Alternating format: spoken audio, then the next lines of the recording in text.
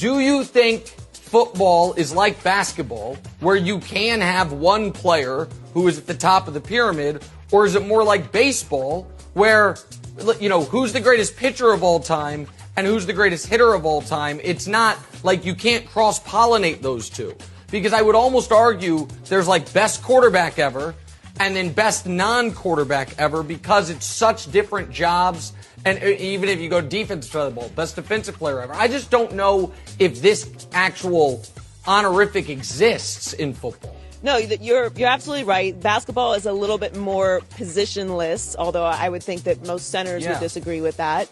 The game has changed a lot in that regard as well.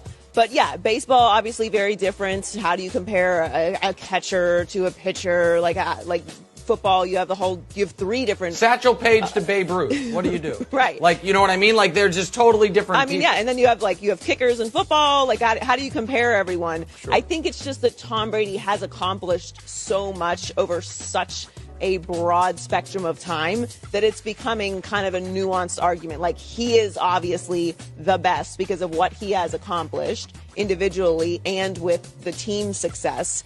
And then we can start talking about other positions, because obviously Lawrence Taylor transformed the game. Like, where do you put him all time? Obviously Jerry Rice. You still have Joe Montana up there as well. Obviously, Tom Brady playing the same position. Jim People Brown, feel like they pass him.